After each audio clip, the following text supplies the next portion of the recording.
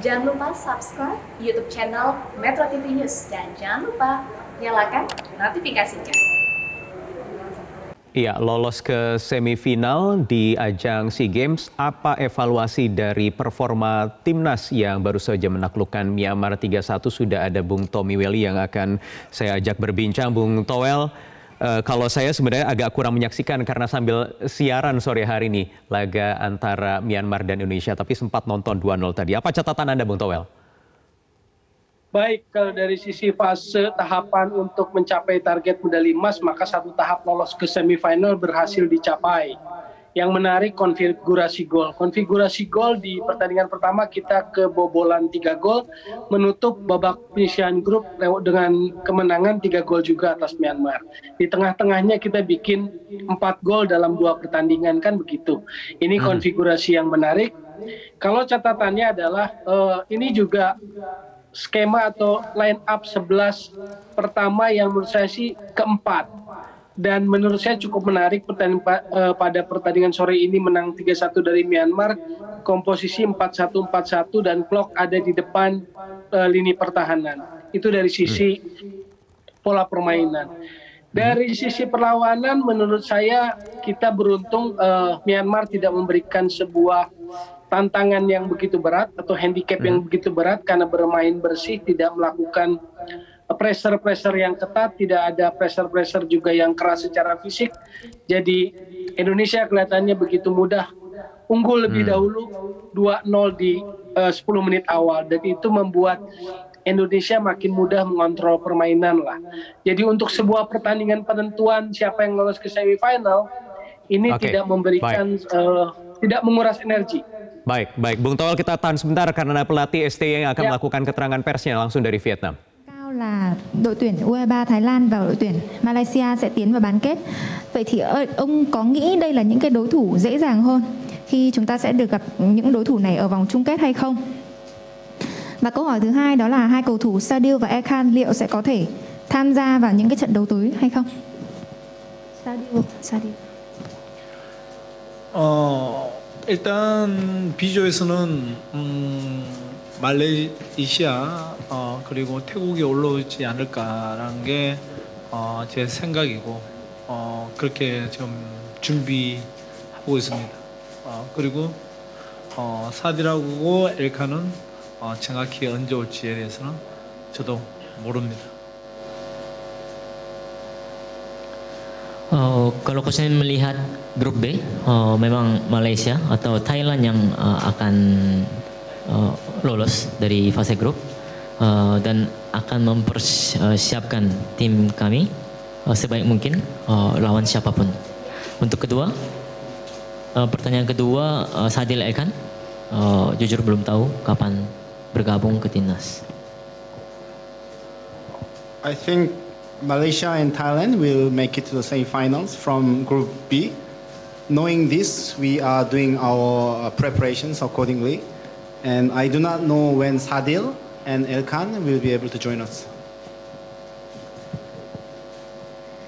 Tôi cũng nghĩ là hai đội tuyển Malaysia và đội tuyển Thái Lan sẽ là hai đội ở bảng B sẽ tiến vào bán kết, và chúng tôi sẽ chuẩn bị kỹ càng để có những cái phương án để có thể gặp hai cái đối thủ này trong trận chung kết. Và tôi cũng không biết được là liệu hai cầu thủ Sadil và Ekhan sẽ có thể tham dự với chúng tôi ở những trận tới hay không.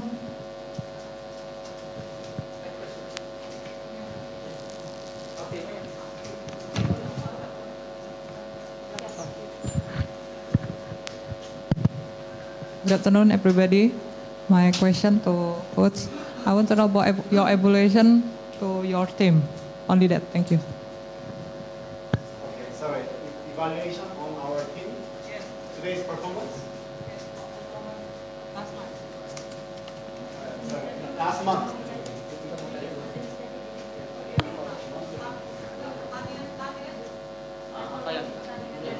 Today hari ini. Our Saya boleh juga. Iya, itu tadi ada satu cuplikan jawaban dari Shin Tae-yong soal siapa nanti yang akan dihadapi di semifinal dari grup B. Tapi sebelum kita bahas ke sana, tadi kembali lagi soal apa yang terjadi di sore hari ini, Bung Toel. Kalau dari kekompakan pemain, sudah saling klik belum dengan formasi 4-1-4-1 tadi itu? Ya, ada peningkatan permainan dari satu pertandingan ke pertandingan lain, ada kontrol yang lebih baik, artinya kepanikannya tidak seperti pertandingan pertama. 4-1-4-1 tadi menurut saya menarik karena Kambuaya dengan Marcelino bisa berada di lini depan dan sektor penyerangan kita menjadi efektif. Sementara Maklok mengisi kedalaman lini tengah, dia berdiri sendirian di depan lini pertahanan. Itu menarik menurut saya sih. Kenapa menarik? Karena organisasi pertahanannya menjadi rapi. Terlepas bahwa Myanmar tidak memberikan pressure yang tinggi ya. Untuk tim juga yang menurut saya sih peluangnya tadi untuk lolos masih sama. Karena poinnya 6. Itu dari sisi permainan tadi sore. Ya, jika kemudian harus persiapkan nanti di semifinal antara Thailand dan Malaysia, apakah memang ini layak dipertahankan strateginya 4-1-4-1? Iya, ini bisa layak dipertahankan jika Shin Tae-yong mau ofensif lebih dahulu dengan memasukkan Marcelino dan Kambuaya dalam posisi yang sama, lalu di kiri kanannya ada Witan dan Egy. Jadi tergantung pilihan strateginya. Dia mau kedalaman, mau keseimbangan, atau mau lebih ofensif seperti tadi. Jadi harus lebih awal mencuri start lebih dulu ya, yang kemudian juga tadi ditampilkan oleh Egy misalnya dan juga Witan di 10 menit pertama begitu Bung Toel ya. Bagaimana kemudian tren babak penyisihan ternyata gol lebih cepat membuat Indonesia main lebih bagus ya. Entah mungkin karena mentalnya jadi lebih pede gitu kan. Bagaimana dengan Sadil dan Elkan yang tadi juga sudah dijawab dari pertanyaan wartawan di keterangan persnya oleh pelatih STY yang belum tahu kapan datang katanya kan akan kembali nanti kalau kita maju ke semifinal. Iya, ini prihatin terus terang saja karena seorang pelatih tidak tahu kapan pemainnya akan hadir, akan datang gitu kan. Ini prihatin karena ini soal manajemen pengelolaan timnas. Karena bagaimanapun Sadil dan Elkan itu akan memberikan kedalaman opsi pilihan pemain. Sadil di depan, Elkan Bagot di belakang. Tapi ketika seorang pelatih mengatakan tidak tahu, ini kan persoalan manajemen pengelolaan timnas. Ada apa dengan manajemen timnas kita sehingga pelatih tidak tahu kapan pemainnya akan datang?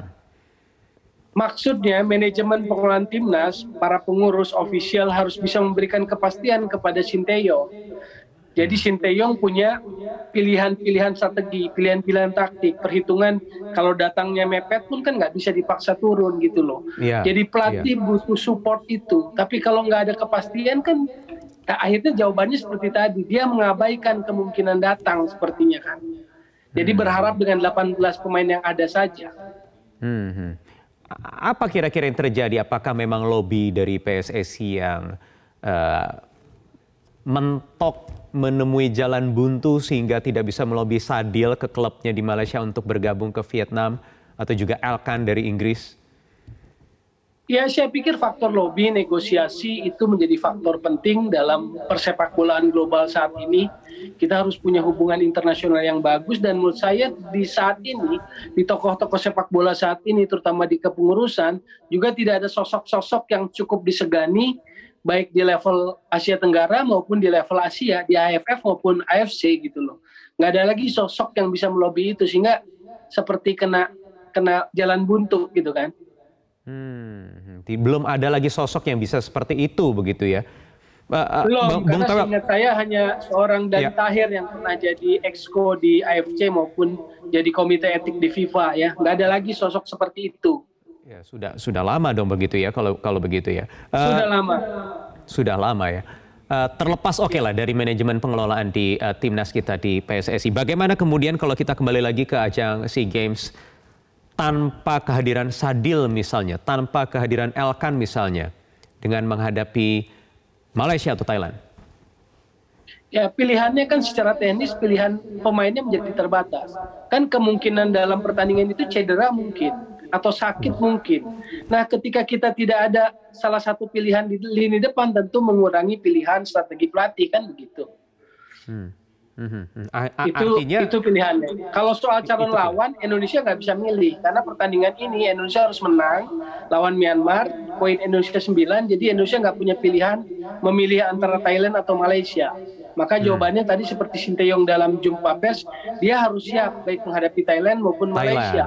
Sementara Malaysia dan Thailand akan menyelesaikan penyisihan grupnya besok, jadi dia masih punya opsi untuk menghindari Vietnam.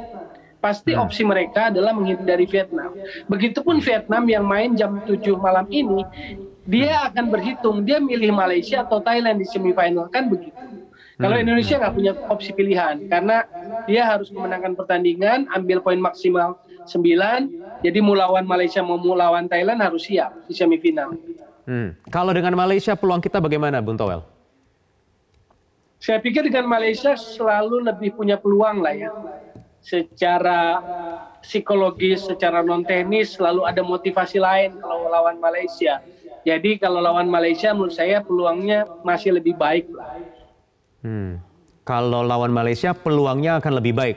Kuncinya tadi ya, harus bisa lebih ofensif di menit-menit awal seperti tadi melawan Myanmar. Ya kalau lihat tren penyisihan grup kan begitu. Banyak gol di awal cepat atau gol cepat itu membuat permainan Indonesia lebih bagus gitu loh. Lebih terorganisir lah. Lebih terorganisir apalagi ketika menghadapi tim sekuat Malaysia begitu ya? Ya Malaysia rapi juga, secara organisasi rapi, tapi kalau dari sisi kengototan, pressing, determinasi, memang itu gayanya Vietnam dan Thailand. Jadi Indonesia lebih cocok, lebih prefer gitu. Baik, Bung Toel, kita akan nantikan. Non-tenis selalu membara kan motivasinya. Baik, kita nantikan saja bagaimana nanti hasilnya, akan ketemu siapa kita di semifinal dan apakah jadi datang Sadil Ramdhani dan juga Elkan Bagot. Terima kasih Bung Toel sudah bergabung bersama kami di Prime Time News. Sama-sama, selamat malam. Selamat malam.